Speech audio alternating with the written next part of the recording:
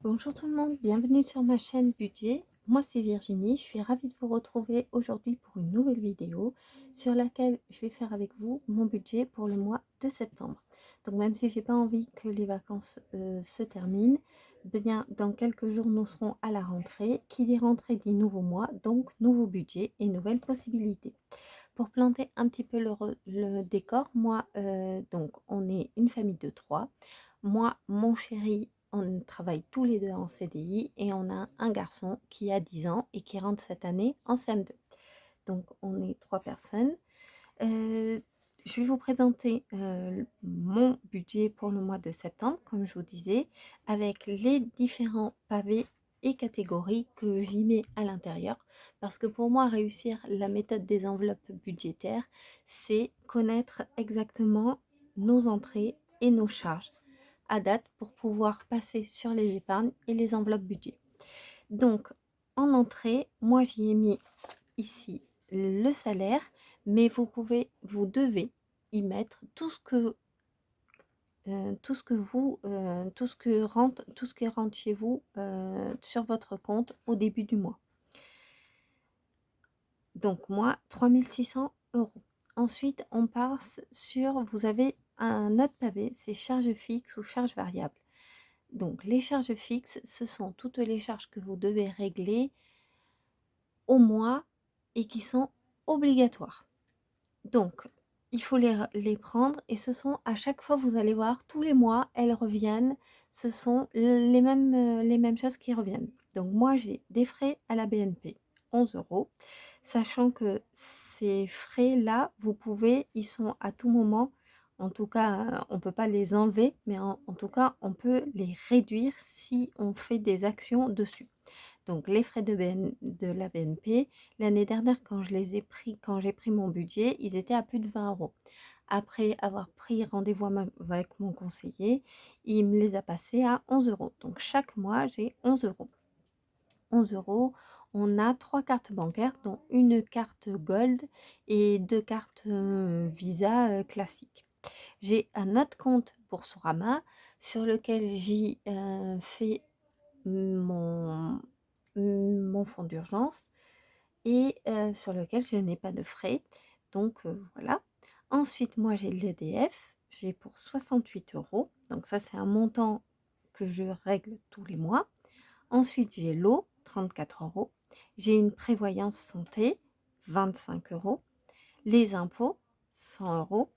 L'assurance de la maison et de nos trois voitures, plus l'assurance scolaire, c'est dans un même, dans une même enseigne, c'est à la MAF et je paye 165 € par mois.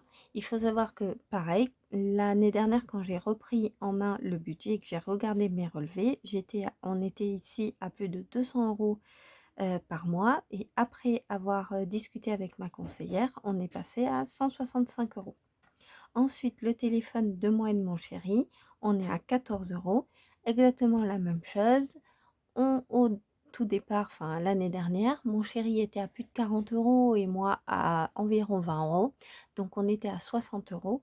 Là maintenant, on est à 14 €.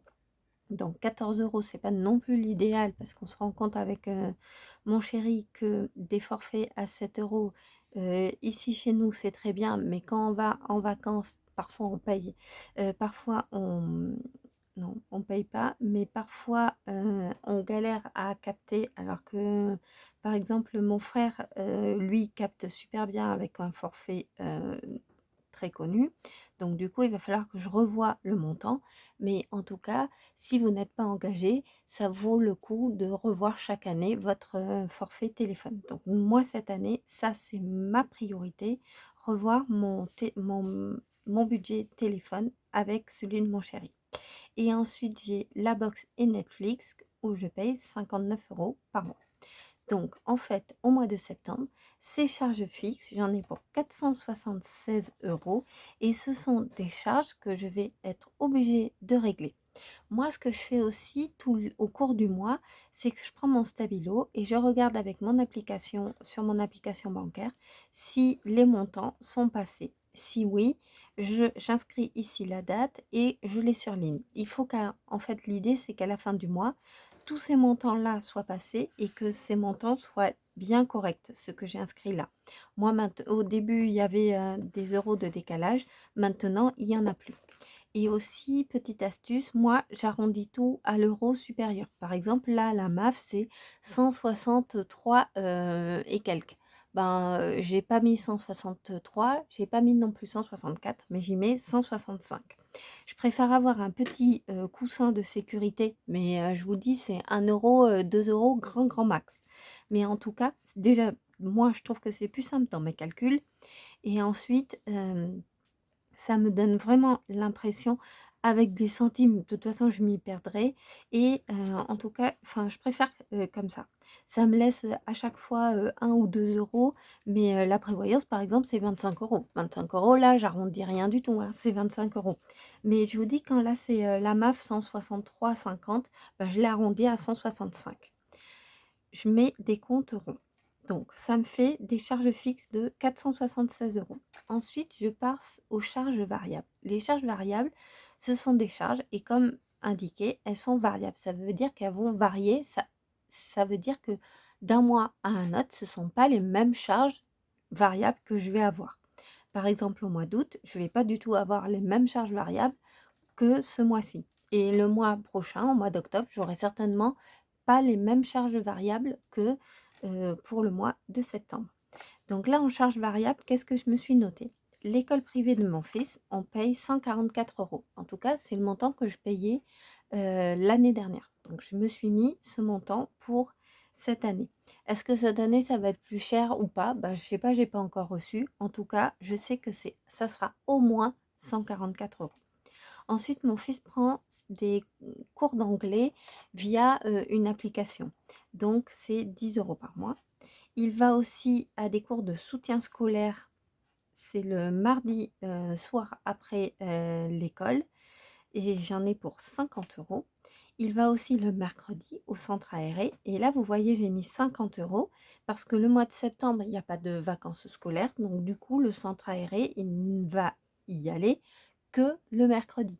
Si, par exemple, au mois de octobre, je pense qu'il y a des vacances, octobre ou novembre, il va y avoir des vacances, du coup, le centre aéré, ça sera plus 50 euros parce que là, il ne va pas y aller que le mercredi, il ira toute la semaine. Et ensuite, j'ai mis le coiffeur et j'en ai pour 30 euros. Donc ça, les charges variables, c'est vraiment à vous de vous les constituer et il n'y aura pas deux budgets et deux ménages qui auront les mêmes charges variables. Ça, ce sont les charges variables de mon budget et de mon couple, de mon ménage. Mais ce ne sera pas le vôtre. Donc moi, j'en ai pour 284 euros. L'idée, c'est de dire le total des revenus, donc ce que j'ai, moins les charges fixes, moins les charges variables, j'arrive à un montant de 2840 euros. Une fois que vous avez ce montant-là, vous allez pouvoir attribuer vos épargnes et vos enveloppes. Mais ce n'est pas à ce montant-là, au montant des entrées, que vous allez pouvoir faire votre calcul des épargnes et des enveloppes. Parce que à celui-là, il va falloir enlever les charges fixes et les charges variables.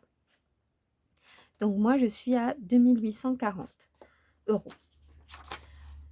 Je me fais aussi des post-it pour ce mois-ci parce que j'ai dépenses, je vais y inscrire dessus, à prévoir.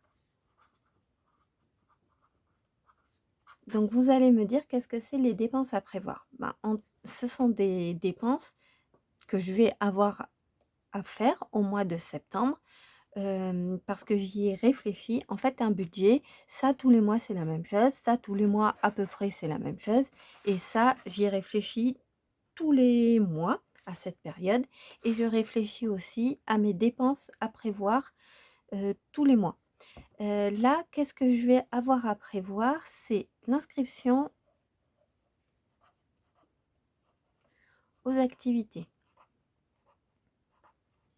On est au mois de septembre.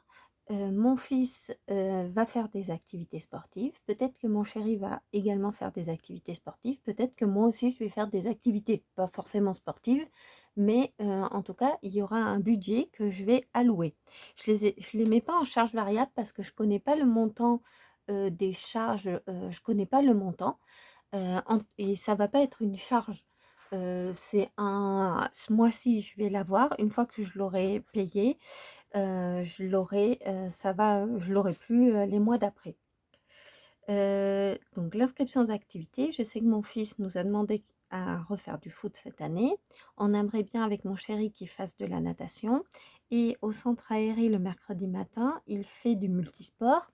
Donc il fait plusieurs, activités, le mercredi matin, du hand, du basket, il va à la piscine, ils font des courses d'orientation, enfin voilà et on paye, je sais qu'on règle 160 € pour l'année. Donc du coup, il va y avoir aussi le foot et la natation. Donc je vais y attribuer un montant de 300 €. Ensuite, j'ai un anniversaire, donc là, j'ai mon enveloppe anniversaire, mais en tout cas, il va falloir, que j'y pense, ce mois-ci et donc ça sera les 1 an de mon petit-neveu et ensuite, on va certainement aller ce mois-ci à la fête foraine parce que début, septembre, il y a une fête foraine et je vais y attribuer un montant de 20 €. Je ne sais pas dans quelle, enveloppe ça va venir, ça prendre, certainement mon enveloppe d'hiver. En tout cas, pour pouvoir faire mon enveloppe, pour pouvoir préparer mon enveloppe, je me dis que oui, on va aller à la fête foraine et que je vais avoir une dépense. Il va y avoir un anniversaire, donc il va falloir que je prenne dans mon enveloppe, anniversaire et l'inscription aux activités, ça c'est quelque chose que je dois pas oublier. Donc je mets mon post-it à ce niveau-là pour pas l'oublier. Donc du coup, je passe à ma deuxième page, c'est les enveloppes. Les enveloppes en espèces et les enveloppes ici virtuelles. Moi, qu'est-ce que je mets ici? Les enveloppes virtuelles, pour moi, ça va constituer ici mon épargne. Dans cette méthode, ce qui est important et l'idée de faire mon budget, c'est j'ai mon salaire, mes charges fixes et variables ont été enlevées. J'ai ici un total, un total, et dans ce total, je vais y attribuer des épargnes. Parce que ce qui est hyper important, c'est de se payer en premier. Donc il y a une partie qui va partir, une partie de cet argent qui va directement partir dans mes épargnes. Mes épargnes, elles sont constituées de quoi? De mon fonds d'urgence, où ce mois-ci, je vais y mettre 100 €. Et ça, c'est mon compte Boursorama. Elles sont constituées du livret A. Je vais y mettre 200 €. 100 sur le livret A de mon chéri et 100 sur le mien. Le livret de mon fils, lui, je lui mets 50 €. Mon enveloppe épargne des anniversaires, et ce mois-ci, j'y mets 50 €.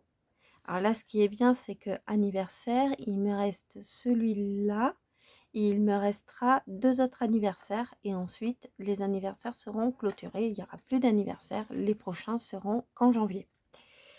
Donc ça, c'est top. Ensuite, je mets des sous pour la voiture.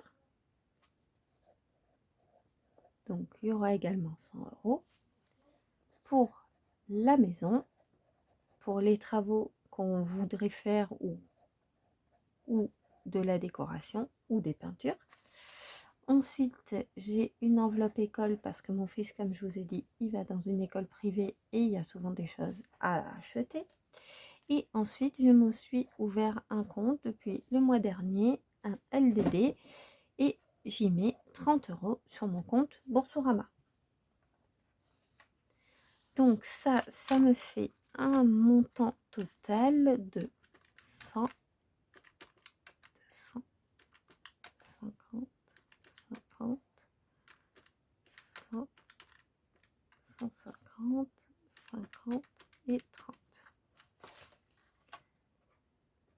730 euros. Donc vous voyez, de ce montant, j'enlève directement 730 euros. Ce sont mes épargnes que je veux absolument faire. Donc ça, c'est en virtuel. Le livret A, c'est du virtuel. Ça aussi, le livret de mon fils, c'est le virtuel. Ça, l'anniversaire, non, c'est l'enveloppe. La voiture, pour l'instant, c'est du virtuel, mais ensuite, je vais certainement la passer en enveloppe.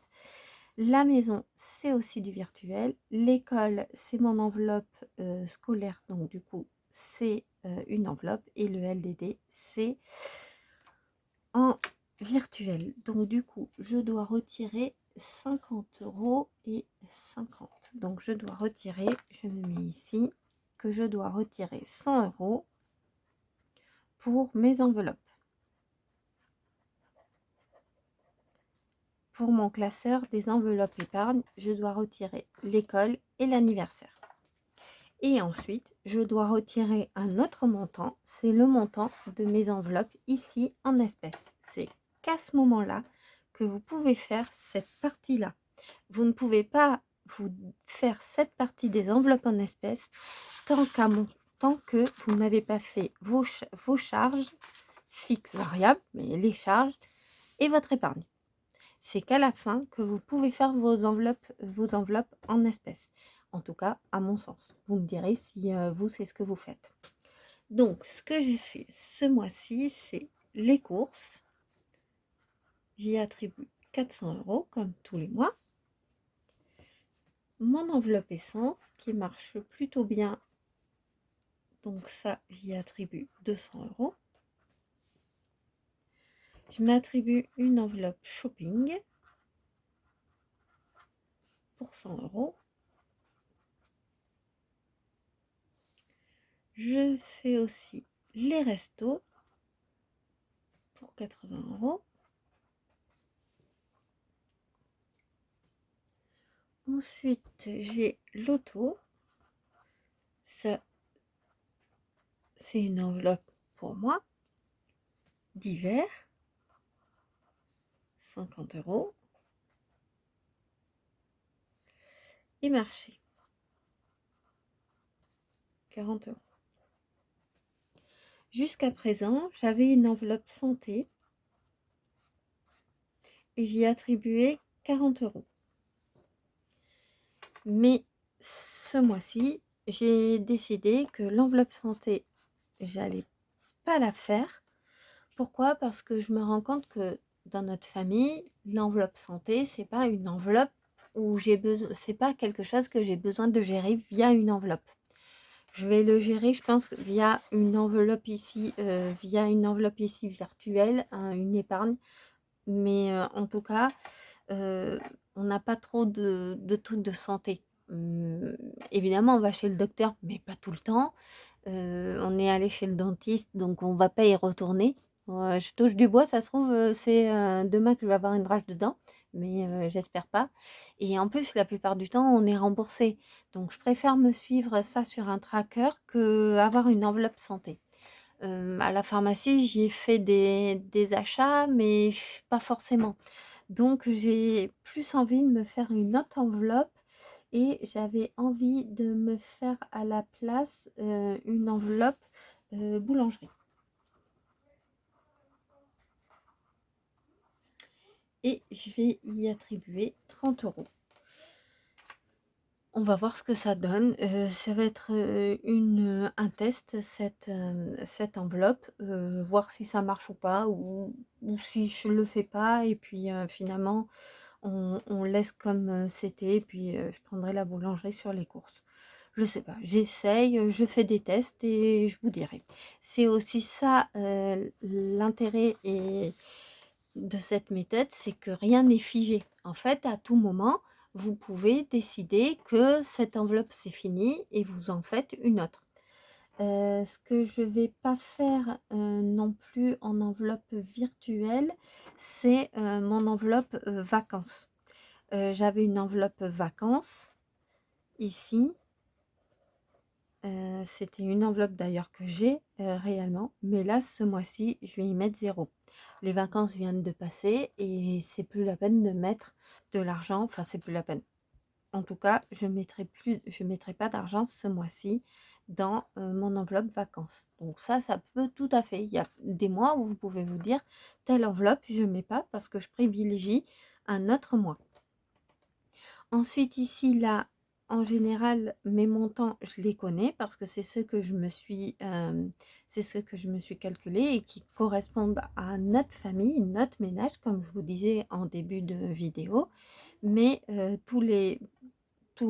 rien ne vous empêche de modifier. Et par exemple, si je sais qu'on a un gros trajet, de passer cette enveloppe à 250 €, par exemple. Rien n'est figé. Et c'est ça aussi qui est bien. Donc, en tout cas, je me fais le total ici.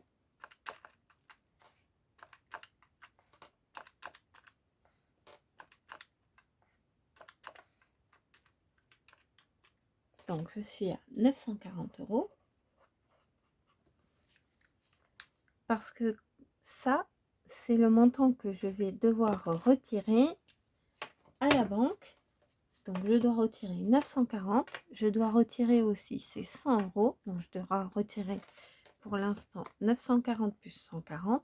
Mais je dois aussi retirer plus, j'ai mon défi de Noël sur lequel j'y mets 50 € tous les mois depuis le mois de août. Donc, je dois retirer 940 € plus 50 plus 100. Donc, au total, je dois retirer 1090 € ce mois-ci pour pouvoir faire une autre vidéo et surtout pour pouvoir alimenter mes enveloppes du mois de septembre. Ce n'est qu'à ce moment-là que je sais quel montant je dois retirer exactement à la banque. Et en faisant cette méthode, il m'est arrivé rarement des surprises. Alors après, je ne suis pas voyante non plus. Il peut y arriver des anomalies dans le mois, enfin des tuiles qui nous tombent dessus, une voiture qui est en panne, quelque chose que je dois acheter, des problèmes de santé, enfin des invitations qui n'étaient pas prévues. Et bien du coup, j'irai le prendre ici dans mes épargnes. En tout cas, je sais que pour le mois, tout est déjà budgétisé et tout est déjà alloué à des catégories. Donc voilà pour moi, voilà ce que je voulais vous dire. J'espère que la vidéo aura été claire, que ça vous aura aidé sur comment comment faire un budget. En tout cas, c'est ma façon de faire. Je vous invite pour les résolutions du mois de septembre. Ouh, ma calculatrice. Je vous invite pour le mois de septembre, pour les nouvelles résolutions, s'il y en a qui en prennent, à faire ce budget parce que vous verrez, enfin ce budget, à faire votre budget de cette façon, ou si ça vous plaît, parce que c'est vraiment une charge mentale en moins et c'est vraiment rassurant de le faire. N'hésitez pas à me poser des questions en commentaire s'il y a quelque chose qui vous paraît bizarre ou sur lequel vous voudriez que je vous pose, que je vous réponde. J'y répondrai avec plaisir. N'hésitez pas à vous abonner, à liker. Je vous fais des bisous et je vous dis à très vite.